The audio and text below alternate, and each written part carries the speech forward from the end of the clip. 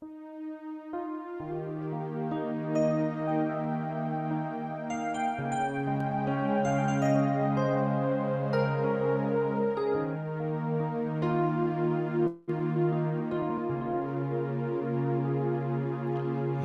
the stillness of this moment,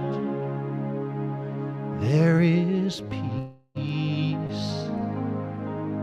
There is peace. And in the stillness of this moment, there is peace. There is peace. And I rest and trust and breathe and know that in the stillness of this moment there is peace.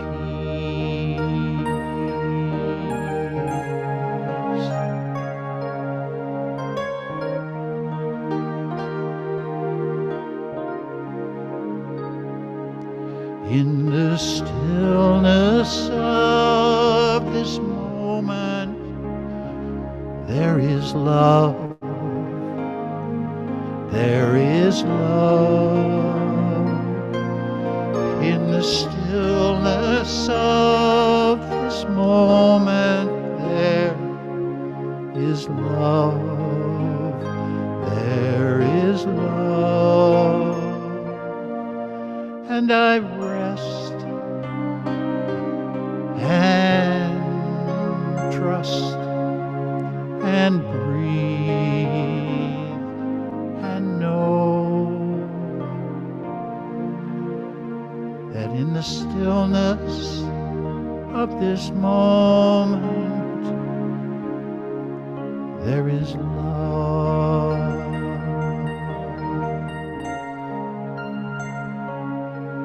There is love.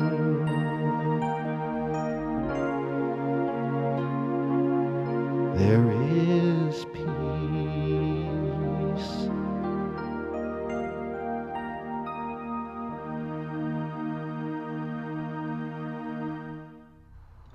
Deep, deep breath in now. Deep breath in and hold it for a moment. And when you're ready, gently, gently exhale. Gently let all of the air out. Just allow yourself to begin to relax the body. Another deep, deep breath in and hold it as long as you'd like. And when you're ready, just let it come out and let the body begin to relax. Let the body begin to relax in the stillness of this moment. I let my body relax in the stillness of this moment. I let my body relax and find peace. My body settles into a time of peace. Focusing on the breath now, the breathing in, the breathing out, the breathing in and the breathing out. As we focus on the breath, the shoulders begin to slowly drop and relax, and taking in another breath and exhaling, the belly drops. And then the next breath and exhale, the jaw drops. And we relax into our seat. We let go of any tension anywhere in the body. The ankles relax and the wrists relax. Each toe on my feet and each finger on my hands slowly relaxes. Breathing in and breathing out, my heart begins to open wider than it was when I started. My heart opens. My body relaxes. In the stillness of this moment, I am. In the stillness of this moment, I am peace. I am peace. As the body relaxes, the thoughts begin to slow, and thoughts of peace flow through my mind. Divine Mind produces thoughts of peace that I can bring into this human experience. For I am peace. You are peace. We are peace. And we bring that peace with us into our quiet time today and into our presence in this human experience. I bring my peace. I am peace. Breathing in and out, settling into this place of peace, allowing peace to wrap itself around us, allowing that peace to settle into love. Peace and love, peace and love and joy. Peace, love, joy. In the stillness of this moment now, I settle into quiet time. In the stillness of this moment now, I am peace. I am peace. In the silence now. In the silence.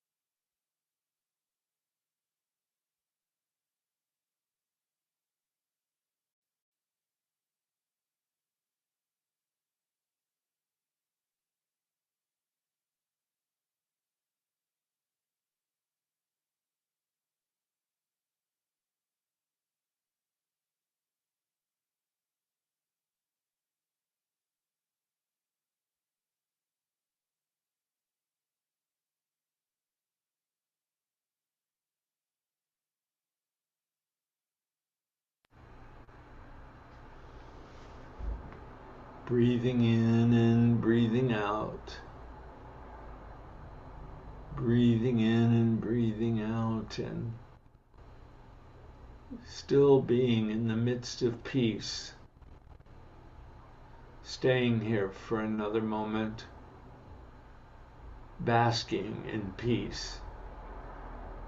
I am peace. My consciousness of peace makes a difference in this human experience. My consciousness of peace creates and manifests in this human experience. I am a consciousness of peace. Breathing in and out again now and beginning that journey back to this now moment, wiggling the fingers and wiggling the toes and moving the shoulders up and down and back and forth, and taking in another deep breath, and on the exhale slowly allowing the eyes to drift open as we say thank you. Thank you, God. And so it is. Amen.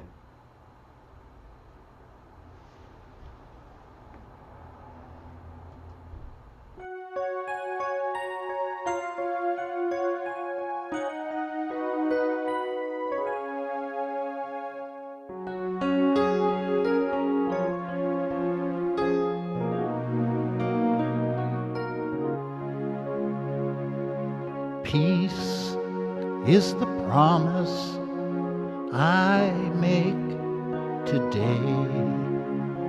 There's nothing greater for me to say than to lay down my fears, lay down unhappiness, and surrender to the peace I choose today.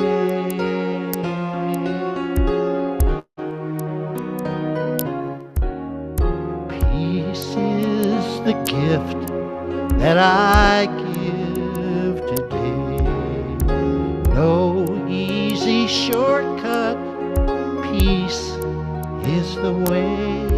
I will lay down my pride, lay down self-righteousness, and surrender to the peace I choose today.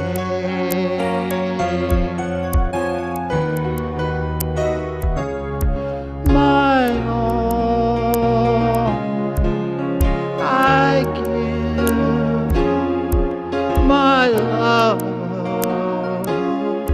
for all, my all I give, my love for all.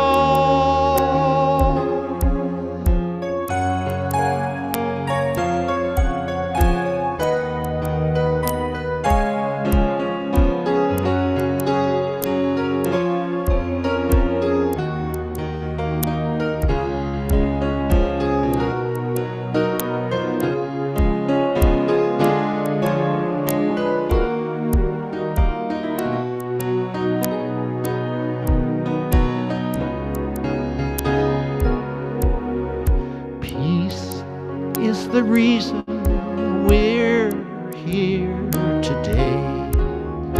No accident, we've been called by name, called to lay down our lives, stand up for greater good, and surrender to the peace we choose today.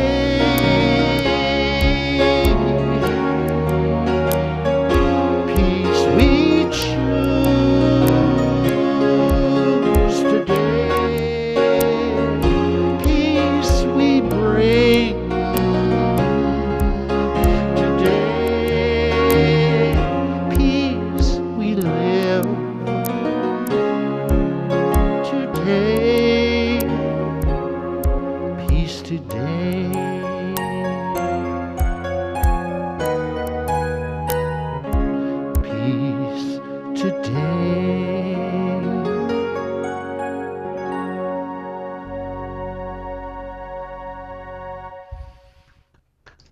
David Trolley.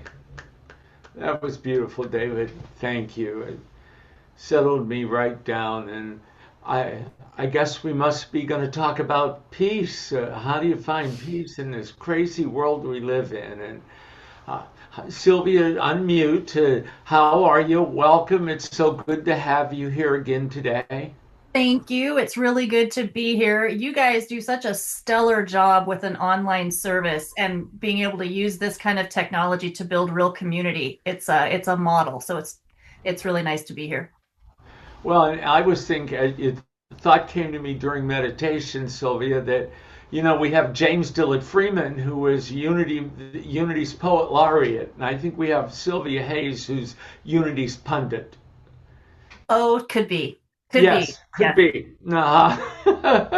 So, it's no sense, no need to really introduce Sylvia. She's been with us now, I think, once or twice a year for the last 5 years, almost. Oh. Yeah. Hard to believe, hasn't it? And she's got more new stuff to tell us and more thoughts to share with us. And well, Sylvia, I'm looking forward to finding out how to find peace in this crazy, crazy world we're living in today. So welcome. Thank you so much. I really appreciate it. And for those of you who don't know, Rev Richard was one of my very favorite teachers as I was going through ministerial school. So he and I go back a little bit. Um, all right, we just had Halloween, right? In honor of that, what kind of pants does a psychic wear? A paranormal pants, of course, right? Why didn't the skeleton cross the road? Didn't have any guts. Oh, groan. I could go on. I could go on. I could go on, but I will stop there. I don't know why I love dad jokes as much as I do, but I thought that given what's going on in our country and this world right now, that a little levity on the front end might be a nice way to get us started. I am going to do a little bit different type of talk than I've done in the past because I am going to talk about what I see as some real dark manifestations happening in this country, and then explore how people just like us might be able to have an even greater positive impact while definitely staying peaceful within ourselves and in the energy that we put out. What I'm going to talk about might make some of you uncomfortable, and some of you might even disagree with my take on it, and that's okay. And I will stay in the for the discussion group after, and you guys can try to sort me out there if that's the case. So I'm happy for that. Um, in our unity movement, I think we're trying to create a new ecosystem of civilization. And within an ecosystem, there are all these different niches, and organizations they do different specific things. My niche in our New Thought ecosystem is to be pretty clear-eyed and fierce about the dark things that are up at foot in our world, the harm that's being done to people and planet, while holding high ground in my own consciousness. Um, I was saying in the chat in the pre-service prayer that I do not believe that politics and spirituality are mutually exclusive. And in fact, I think our Unity and New Thought movement has a really potentially powerful role to play in the political arena right in these times that we are in. And I want to say right up front, politics and partisanship are not the same things. Politics is about policy. It's about how we govern ourselves. And I have believed for a long time, well, and partisanship is about political parties, right? Being in one side or the other. And I've believed for a long time we need to evolve past a two-party system, and that both parties are part of the problem that we're facing. So that's a topic for a different discussion. With that said, I do believe, this is where some of you may disagree, that the current leadership in this country is the single biggest threat to democracy and the American experiment since the Civil War. I think these are serious times, and I'm going to speak directly to that. Every single day, there's a new reason for concern if you're really paying attention to this. And I should preface this by saying I am a news junkie for sure. I'm former political person. I was former First Lady of Oregon. I've been very involved. I've run for office. I've managed campaigns. And I have satellite radio in my car, and I listen to news across the spectrum so that I know kind of what the narratives are and hopefully I'm getting a clearer picture because we're all we're navigating very different realities right now, depending upon where you're getting your information from. So I do that so that I know what's going on and what folks who are in a different camp from me are concerned about and thinking about. And I recently gave a presentation at the Unity Northwest Regional Conference on sacred activism, and it was so eagerly received that it was fantastic. It went on way longer, the conversation, than I expected. So I'm going to share some of that here with you. I hope that it's helpful as well. And again, then we'll discuss all this after service. So if I can make my technology work, I'm going to try to pull up a few slides here. Share.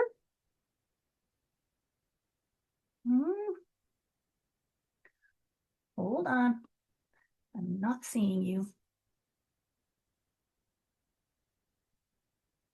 There we go. Please give me a thumbs up if you can see this. Oh, why am I getting that? I'm seeing Zoom. Okay, can you see a slide? It says sacred activism. All right, cool. I was seeing something else. Let me see if I can get this into a better view.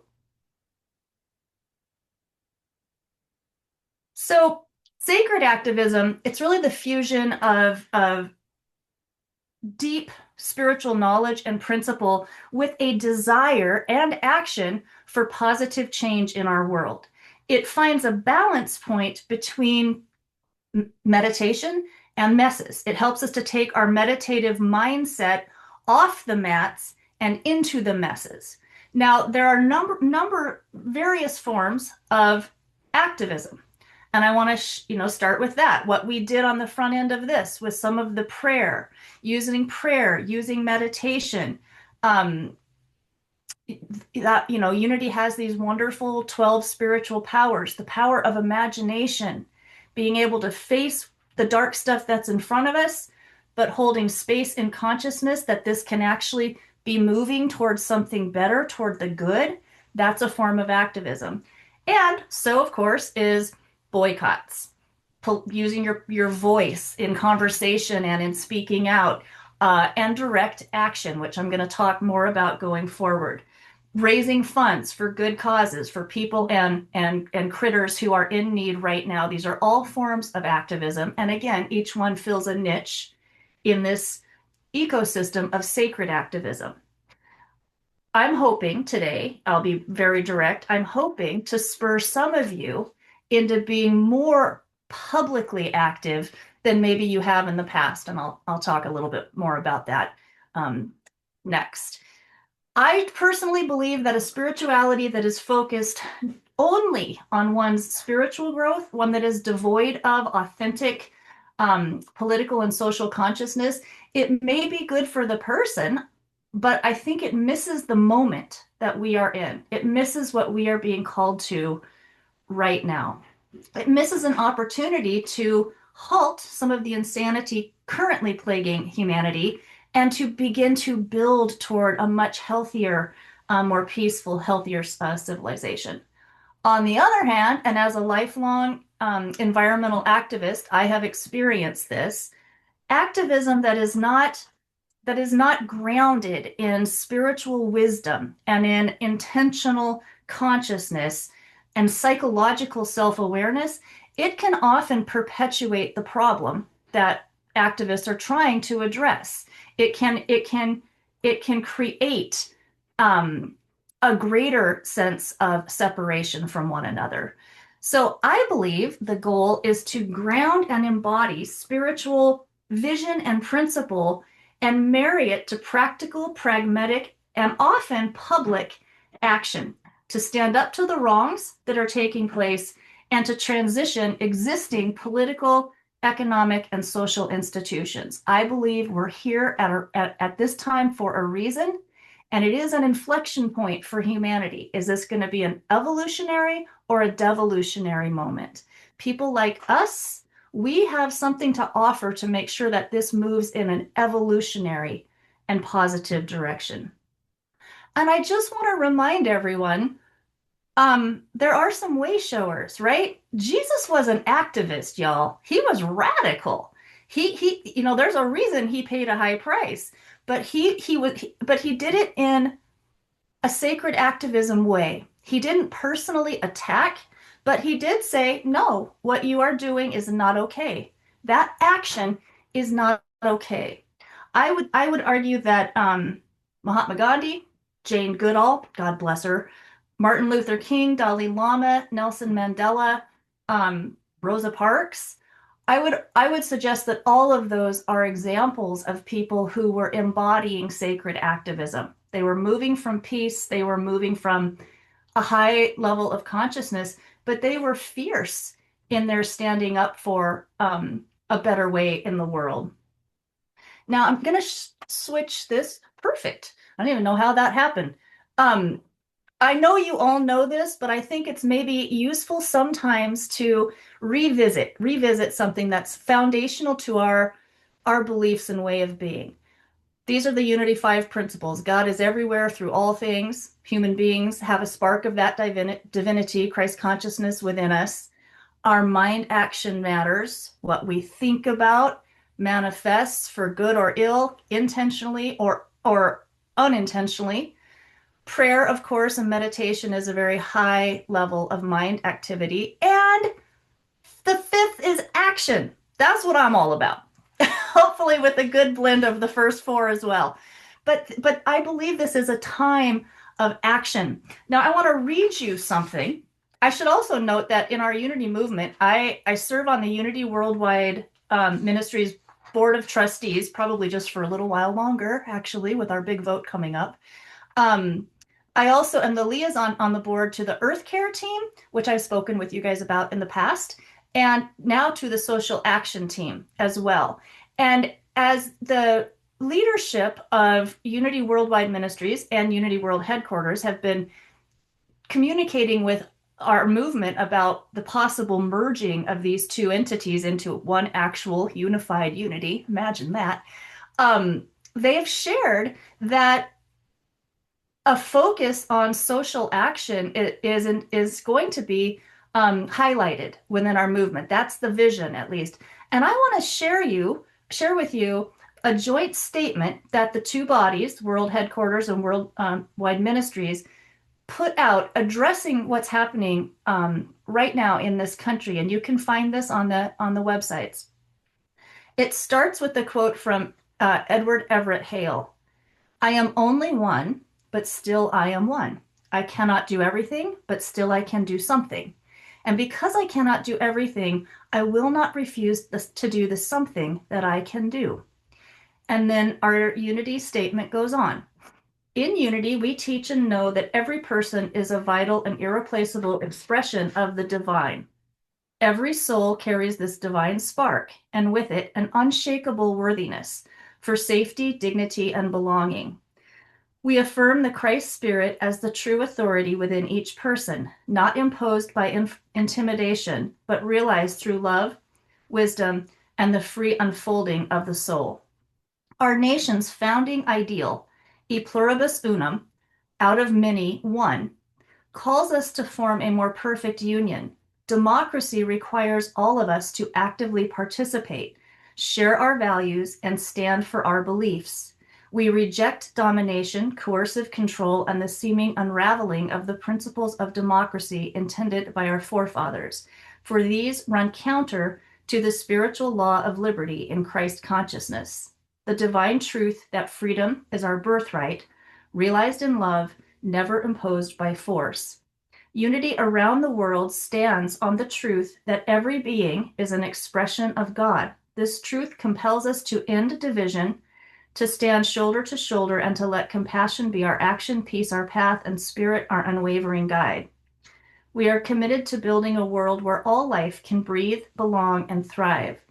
In a nation founded to honor liberty and law, justice always prevails. Families are preserved. Leaders speak for their communities without fear of retribution. Education is upheld with integrity and accountability. Courts act fairly to challenge discrimination, and government protects and serves all. And we know that these same principles resonate far beyond our borders, reminding the global family of humanity of our shared longing for justice, peace, and freedom. The pattern we see today, when unchecked power grows, when fear is weaponized, when trust collapses, and when people are driven apart, is not political. It is instead a spiritual crisis. History shows us that such systems strip away rights, voices, and dignity unless they are collectively and courageously confronted. When sacred truths about justice, equity, and democracy are traded for control, censorship, and fear, we must all remember this is not freedom for all, and it is not who we are called to be. What can we do? We can respond with hope. We do not despair. We can speak up. We are not silent. We can act. We are not powerless. This moment calls us to rise, not in silence or fear, but with clear minds, bold hearts, and compassionate spirits. Guided by the teachings of Unity co-founders Charles and Myrtle Fillmore, we will honor the divine nature within ourselves and others, co-creating a world where love, truth, and justice prevail. That is what was put forward by Unity leadership. One of the things that gives me, yes, I'm seeing some clapping. I'm in slide mode, so I can't see you all, but I'm hoping there's some nodding and some clapping. One of the things that has given me hope, and it's a place where I can come back to when I am feeling overwhelmed by what sort of feels like it's a new piece of darkness every single day rolling out. When I'm feeling that, I can come back to what I've worked on my entire career, which is really a very necessary systems change that is needed in this country and our world. I strongly believe that we had problems. We had flaws in our culture and in our economic system long before the last couple of elections. Things were already beginning to crack, and now it's really front and center. So that gives us an opportunity. And I want to share a couple of short stories that happened with me.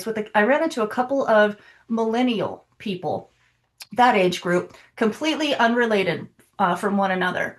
One was a dental hygienist, and she was working on my teeth, and we were talking a little bit, and I asked her how she got into dental hygiene, and she said, "Well, actually, I went through college to get into journalism, but when I started really looking into it, I was so disgusted with what was happening and lack of fact checking and whatnot. And by that time, she said that I also had, quite a bit of school debt, so I needed to do something about that." And she went on to say that she would be in real trouble economically if her boyfriend were not an Irish guy. He had dual citizenship, and he had been able to go through school, get an engineering degree without any school debt, and he was basically supporting them as she was trying to pay off her school debt, college debt. And she said, and they're not going to have kids because they don't believe they can afford it in the economy that they are inheriting.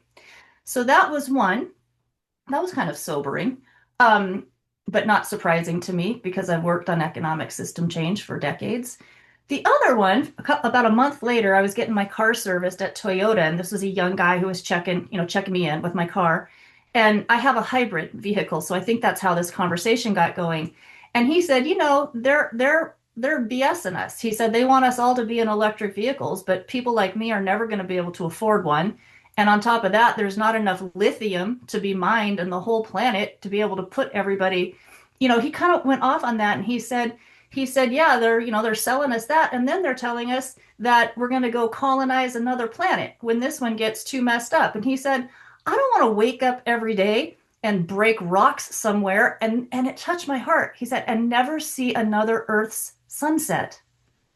This is the sentiment people know that our society is astray, right? So that's why people like us who know this skill of mind action, we can stay open to the real pain and angst that people are experiencing and use our tools to help shift this thing in a positive direction and also to help paint some vision using that powerful imagination.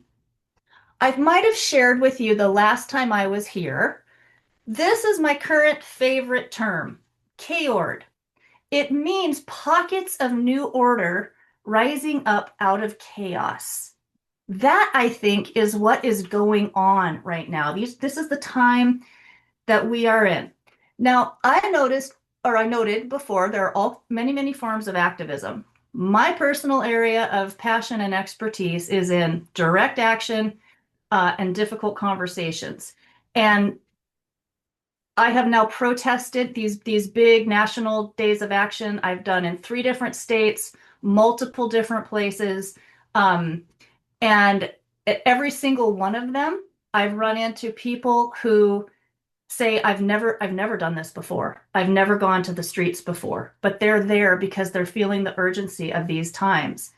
And the last one that we had, No King's Day 2, 7 million of us took to the streets.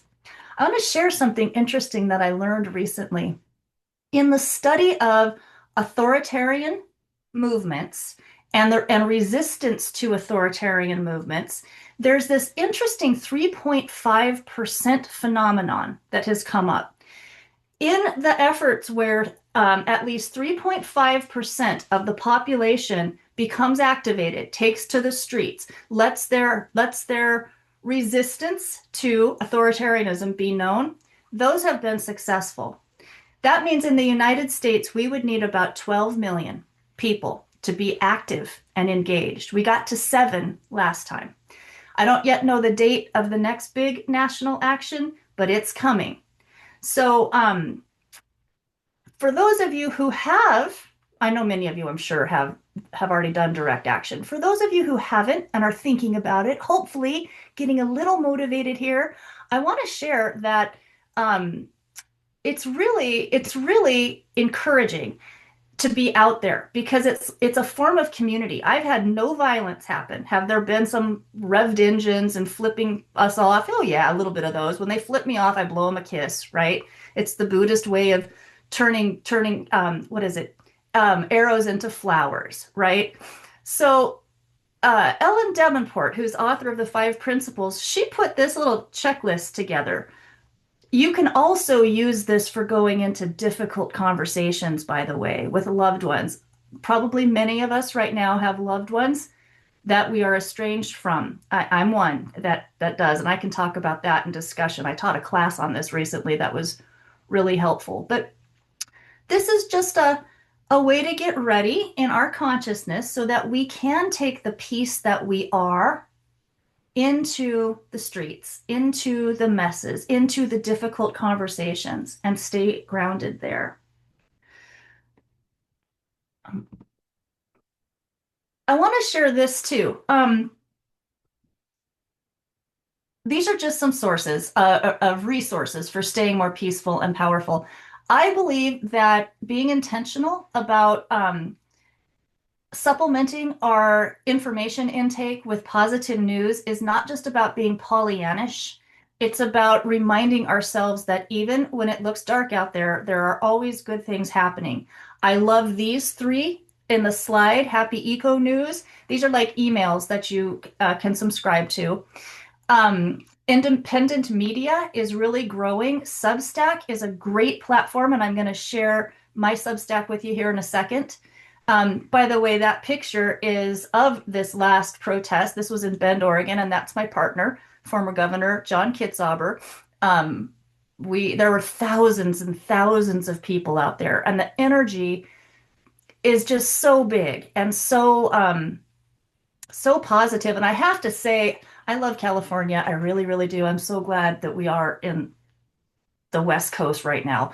But I got a shout out to Oregon because Oregon started this thing of the activists wearing these big inflatable frog and unicorn suits and everything. And it's so brilliant because it diffuses nastiness. At the rally, I rallied in 3 different cities in my local community on this last one. And at the one in Redmond, we're all out there, biggest turnout ever in any of those communities. And this inflatable frog starts moving across the sidewalk, and here comes this inflatable raccoon, and they get to the middle and kiss and go the other way. It's levity and it's fun. So, um, and I would just encourage everyone, you all know this, but spiritual practices have never been more important than they are right now, right? Staying resilient, staying intentional, not allowing ourselves to let meditation be the first thing that falls off the plate when we get busy or when we're feeling the weight of these times. That's super duper essential just now. And these are some great organizations. Indivisible.org, I think right now is one of the most important going. It's the best place for getting information about the kind of political action, peaceful political action that people can be involved in. And every time there is a big national action set up, they will have an interactive map that shows you where events are happening in whatever community you're in across the country. Richard, I think, mentioned in our check-in another one that I didn't know about, but it sounded cool. I think it was faithfulamerica.org. I'm hoping that's right. For people of faith who are also concerned about democracy, right? So that's what I'm going to check out. And then the QR code at the bottom right there, that's for my own Substack, Transcend. And if you are not already getting it, I hope you'll just get that right there. Or if you don't like QR codes, you can find it online. And with that, I'm going to stop sharing and go back to seeing all of your lovely faces. All right, guys, I just believe that right now, as I said, we're here at this time. It's an intense time, and I think it's important to acknowledge that it's an intense time. It's also potentially a portal to our next step in consciousness, because that is what's being called for now. We are never in this country going to be able to put the genie or sweep back underneath the rug societal ills that we've needed to address since the inception of our country. We're at a point now where we're getting to do that, and it's not always easy work, but it's really, really important work. And I think it's one of the main reasons I became a unity minister in this time, because I think our New Thought movement is critically needed. People like us are critically needed as activists, even stretching out of whatever activism comfort zone you might have been in before.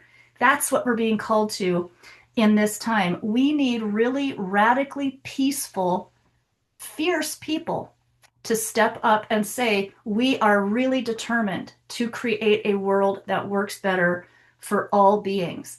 I loved that affirmation that got shared in your monthly affirmations. I wrote it down with just a little twist on it. But I dedicate my Christ light to a world that is safe for all beings. That's profound. I also dedicate my body when I can stand on a street corner. I dedicate my voice by speaking out on Transcend and in talks like this. We all have something to dedicate to a world that is a better place to be going forward. And that's my call to action for y'all. And if I can be of any assistance, I can offer resources for doing it. If you guys can give me resources, because I know I've got activists in this group right here already, we can talk about that during the discussion. So that's what I got. It's a call to action coming from love. I believe we can make it through this time in a beautiful way on the other side, and I believe each of us has a role to play. Peace out.